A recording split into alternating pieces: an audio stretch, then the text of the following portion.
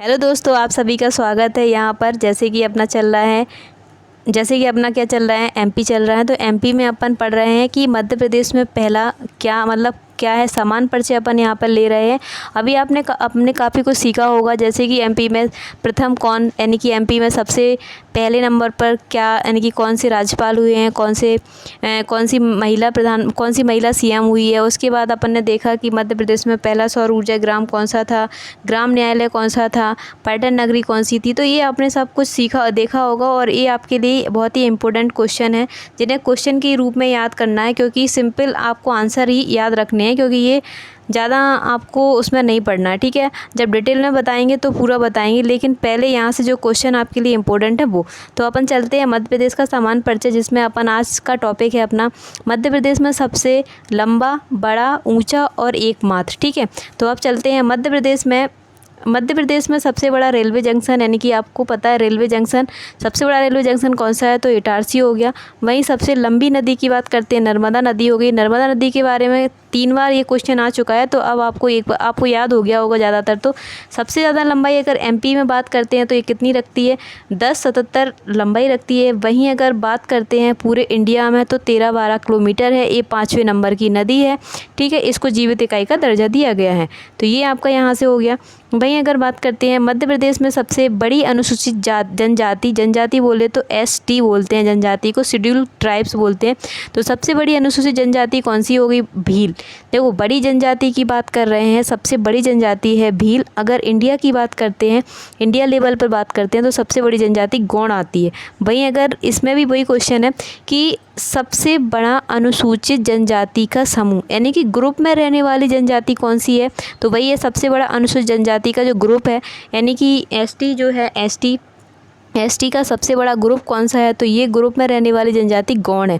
याद रखना है, सबसे बड़ी आएगा तो भील लगाना है, और सबसे बड़ा जो ग्रुप पूछा जाए तो गौड़ लगाना है। सबसे बड़ा कार्यालय क्षेत्र अगर बात करते हैं, मतलब कोयला क्षेत्र है, ये देखना आपका। सबसे बड़ा कोयला क्षेत्र की अगर बात करते हैं तो सोहागपुर कोयला क्षेत्र है, ये आपको याद रखना है। ये होशंगाबाद में पड़ता है। सोहागपुर कोयला क्षेत्र कहाँ पर पड़ता है, होशंगाबाद में। ठीक है, होशंगाबाद में पड़ता है। ये कहाँ पे, सोहागपुर। सबसे बड़ा कोयला, सिंपल सा क्वेश्चन पूछा जाएगा, एमपी में सबसे बड़ा कोयला क्षेत्र कौन सा है, तो सोहागपुर हो जाएगा। सबसे लंबी नदी, यानी कि जो नदी है उस पर सबसे लंबा सड़क पुल बनाया गया है, वो कौन सा है, तो आपको याद रखना है। अभी बना है ये, तो आपको याद रखना है कौन सा है। सबसे लंबा नदी सड़क पुल सिंध नदी पर बना है, ये याद रखना है। कितना है, 2500 मीटर लंबा है। कहाँ पर पड़ता है, शिवपुरी में पड़ता है, ये याद रखना है। वहीं अगर बात करते हैं सबसे लंबा राष्ट्रीय राजमार्ग की बात करते हैं तो NH 46 हो गया है। एमपी का सबसे लंबा, एमपी की बात हो रही है, सबसे लंबा राष्ट्रीय राजमार्ग कौन सा है, NH 46। ये कितने किलोमीटर लंबाई भी याद रखना है, क्योंकि पुलिस में तो इसी तरीके के क्वेश्चन उठ के आते हैं। ठीक है, तो 63, यानी कि बोल सकते हैं 634 किलोमीटर। ओके, इसके बाद आगे चलते हैं। मध्य प्रदेश में सबसे छोटा राष्ट्रीय राजमार्ग, देखो बड़े की बात करते हैं तो NH 46 है, छोटे की बात करते हैं तो NH 135 बीबी याद रखना, 7.5 kilometre.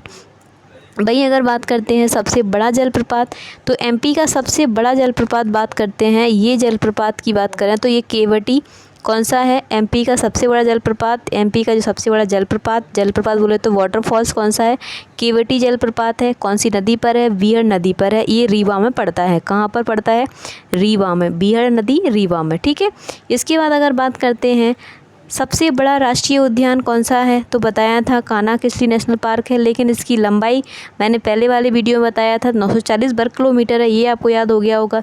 Kanha Kisli national park Mandla में 940 किलोमीटर सबसे बड़ा है।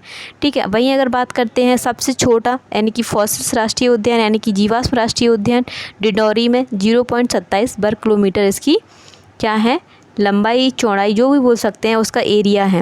वहीं क्षेत्रफल की दृष्टि से देखिए सबसे बड़ा संभाग जबलपुर आता है। क्षेत्रफल, एरिया की बात करें तो सबसे बड़ा संभाग जबलपुर। क्षेत्रफल की दृष्टि से बात करें तो सबसे बड़ा जिले की बात हो रही, जिला यानी छिंदवाड़ा। यहाँ से आप देखो समझ में आ रहा है, यहाँ बाड़ा आ रहा है, तो जिला की बात करें तो छिंदवाड़ा। क्षेत्रफल की दृष्टि से देखिए सबसे छोटा संभाग तो शहडोल है। सबसे छोटा संभाग कौन सा हो गया आपका? सबसे छोटा संभाग आपका शहडोल हो गया क्षेत्रफल की दृष्टि से। अगर बात करते हैं सबसे छोटा ज़िला, देखो यहाँ पर सारे क्वेश्चन आएंगे बड़ा छोटा, तो आपको कंफ्यूज नहीं होना है। संभाग की बात करते हैं तो जबलपुर सबसे बड़ा है, सबसे छोटे संभाग की बात करते हैं तो शहडोल है, सबसे बड़े ज़िले की बात करते हैं, सबसे बड़ा डिस्ट्रिक्ट की बात करते हैं तो छिंदवाड़ा है, सबसे छोटा अगर बात करते दतिया है। ठीक है, दतिया है। सबसे ऊंचा स्थान अगर बात करते हैं तो धूपगढ़ यानी कि सतपुड़ा की जो हिल्स है, सतपुड़ा पहाड़ी पर, ये पहले भी बता चुके हैं कि सतपुड़ा की पहाड़ी पर जो महादेव श्रृंखला आती है उस पर स्थित है धूपगढ़। यानी कि मध्य प्रदेश का सबसे ऊंचा स्थान पूछा जाए तो कौन आएगा? धूपगढ़। कंफ्यूज नहीं होना है, ये क्वेश्चन कईयों बार पूछा गया है। 2017 की पीएससी का जो पेपर था, पुलिस का पेपर था, उसमें भी पूछा गया है। महादेव भी क्वेश्चन में रहता है, तो आपको याद रखना ऊंचा क्या है? धूपगढ़। ठीक है। वहीं अगर बात करते हैं सबसे नीचा स्थान नर्मदा सोन घाटी, नीचे स्थान की बात करते हैं, मतलब जो जल वाटर मतलब सबसे नीचा स्थान यानी कि नर्मदा सोन घाटी ही सबसे नीची है। अब देखते हैं आगे। अब आपको यहाँ से आते हैं मध्य प्रदेश में। अब देखते हैं, हाँ, प्रदेश का एकमात्र उद्यान जहाँ पर हवाई पट्टी बिछाई गई है। एक मिनट रुकना। अब चलते हैं एशिया और विश्व में प्रथम। एशिया और विश्व में प्रथम की अगर बात करते हैं तो इसमें थोड़ा सा अभी ले लेते हैं क्योंकि छोटा वीडियो हो रहा है, थोड़ा तो कुछ मिलना चाहिए आपको, इसीलिए आप देखते हैं।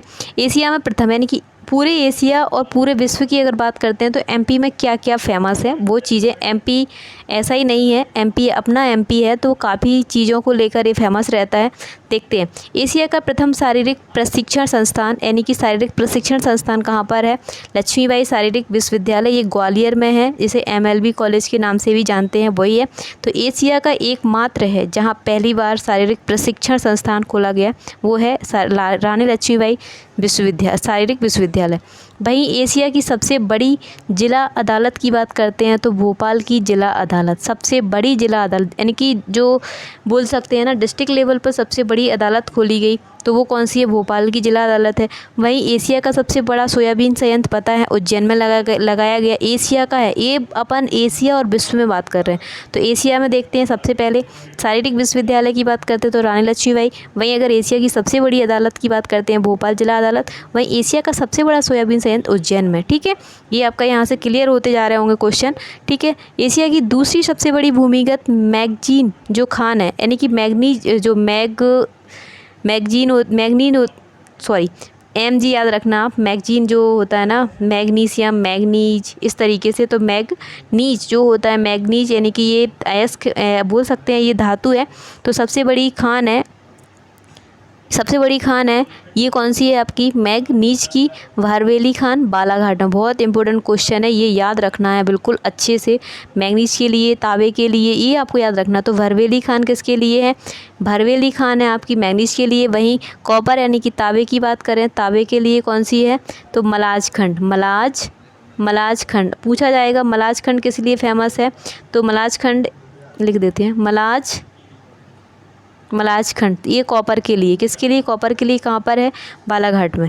अब देखते हैं आपका एशिया में प्रथम एवं विश्व का तीसरा लेजर अनुसंधान जो खोला गया है, विश्व का पहला, मतलब एशिया में पहला है, विश्व का तीसरे नंबर का है। तो ये आपको याद रखना है, कौन सा? लेजर यानी कि इसे इंदौर में स्थापित है। ठीक है, लेजर अनुसंधान केंद्र। वहीं वरिष्ठ नागरिक पुनर्वास नीति अपनाने वाला जो बुजुर्ग होते हैं ना, बुजुर्गों के लिए जो पुनर्वास नीति है उसके लिए अपनाने वाला पहला राज्य कौन सा है? तो ये अपना एमपी है। विश्व का पहला जनजाति सामुदायिक रेडियो केंद्र यानी कि जो जनजाति होती है उसके लिए भी रेडियो केंद्र खोला गया है। तो ये कहाँ खोला गया, ये याद रखना है आपको। ये खोला गया है जनजाति सामुदायिक रेडियो केंद्र भावरा, ये चंद्रशेखर आज़ाद नगर बोला, अब पहले अलीराजपुर था भावरा, इसका अब नाम बदल दिया गया तो चंद्रशेखर आज़ाद नगर भावरा। ठीक है, ये याद रखना है। उसके बाद विश्व की पहली वाइट टाइगर सफारी महाराजा मार्तंड सिंह यानी कि जूदेव वाइट टाइगर सफारी ये है अपना कहाँ पर स्थित है? तो आपको याद रखना है कि विश्व की एकमात्र वाइट टाइगर सफारी, सिर्फ क्वेश्चन इतना ही पूछा जाएगा।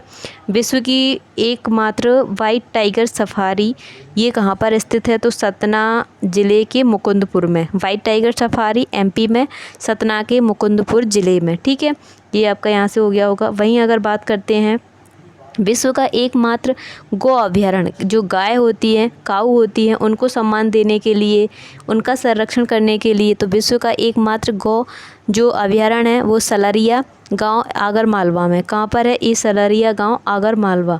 ठीक है, ये हो गया। अब आपके पास देखना है एशिया एवं देश का प्रथम लेजर अनुसंधान केंद्र, बता दिया कहाँ पर है? इंदौर में है। एशिया का लेजर अनुसंधान केंद्र इंदौर में। एशिया और देश का सबसे बड़ा सोयाबीन संयंत्र उज्जैन में। रिपीट होने लगे क्वेश्चन।